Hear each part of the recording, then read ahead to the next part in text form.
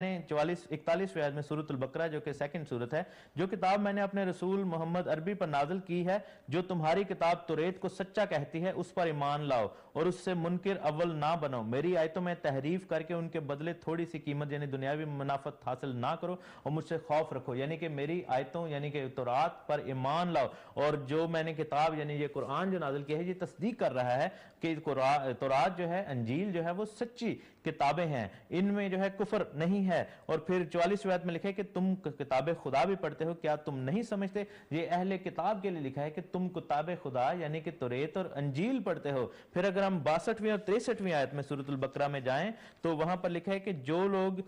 मुसलमान या यहूदी या ईसाई हैं, यानी कोई शख्स किसी कौम और मजहब का हो जो खुदा और रोज़े क़यामत पर ईमान लाएगा और अमल नेक करेगा, तो ऐसे लोगों को उनके अमाल का सिला खुदा के हाथ से मिलेगा और क़यामत के दिन उनको किसी तरह का खौफ ना होगा, ना वो गमनाक होंगे। यानी कि क़यामत के दिन जो इन किताबों पर मान रहा है उसको नजात का खुशखबरी दी है। और फिर लिखा है कि जब हमने तुमसे अहद किया और कोहे तूर पर तुमको उठा खड़ा किया और हुक्म दिया कि जो किताब हमने तुमको दी है उसको जोर से पकड़े रहो और जो उसमें लिखा है उसे याद रखो ताकि अजाब से महफूज रखो। सो मेरे अजीजों, मेरे मुसलमान बहनों भाइयों, आपको कुरान जवाब देता है सूरतुल बकरा उसकी 63 आयत में कि जो किताब यानी तौरात और अंजील हमने दी है उसको पकड़े रहो और उसमें जो लिखा है उसे याद रखो ताकि अजाब से बच सको। सो ये जो किताब है आपको अजाब से बचाती है, ये जो किताब है इसमें सच्चाई लिखी है। और मैं आपको बताता चलूं कि आप जब ये कहते हैं कि ये किताबें बदल गई है, ये किताब नाकिस है या ये किताब झूठ पर मबनी है, तो खुद आप अपने पैरों पर कुल्हाड़ी मारते हैं,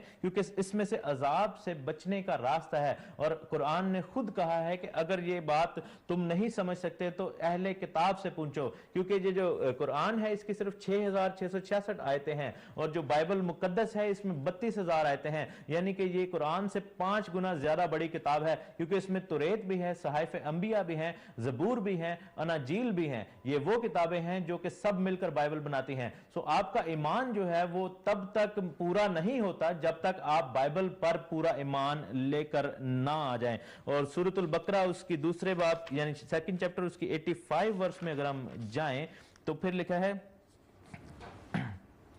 ये क्या बात है कि तुम किताब खुदा यानी तौरात और सहाइफ के बाज अहकाम को तुम मानते हो और बाज से इनकार करते हो। यानी कि कुरान खुद इस चीज की गवाही देता है कि तुम्हें सारे अहकाम को इसको मानना चाहिए, जो जो अहकाम इस किताब में तौरात और अंजील में दिए गए हैं उनको मानना चाहिए। और फिर 87वीं आयत में 87 वर्ष में लिखा है कि हमने मूसा को किताब इनायत की और उनके पीछे यके बाद दीगरे पैगंबर भेजते रहे, ईसा इब्ने मरियम को खुले निशानात बख्शे और रूहुल कुद्दस से उनको मदद बख्शी। तो जो कोई पैगंबर तुम्हारे पास ऐसी बातें लेकर आए जिनको तुम्हारा